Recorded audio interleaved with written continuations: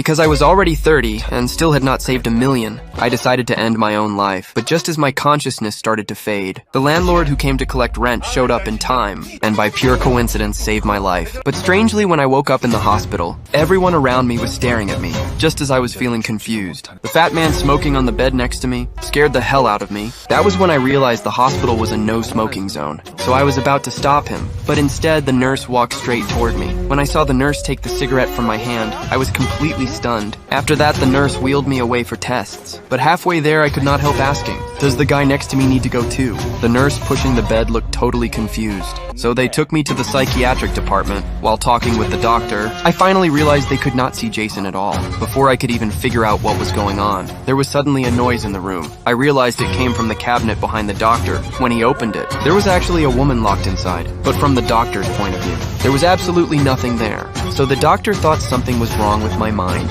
and quickly had nurses take me to psychiatry. Later that night, I got up to use the bathroom. Just as I reached the doorway, I saw an old man squatting on the front desk. When I got closer, I realized he was peeping at a nurse bending down. What I did not expect was that the old man's head suddenly started to swell. That was when I finally realized something was very wrong. I immediately ran back toward the ward, but just as I slammed the door shut, someone started swinging on a swing in midair. I tried to force myself to stay calm, but the three of them said they wanted to borrow my body. I thought ghosts were looking for a replacement, and I passed out on the spot. Not until the next morning did the doctor on rounds wake me up. He thought my condition had finally improved. But the next second, I suddenly saw a child playing on the hospital bed. That instantly caught my attention. Judging by the doctor's expressions, they still could not see anything, so I had no choice but to pretend I saw nothing. Only then did I manage to leave the hospital. But the bad news was, no matter where I went, the 4 ghosts followed me. They even came all the way back to my home. I thought that was already unlucky enough, but what came next was even worse. The 4 ghosts took turns borrowing my body. The old man used my body to drink alcohol.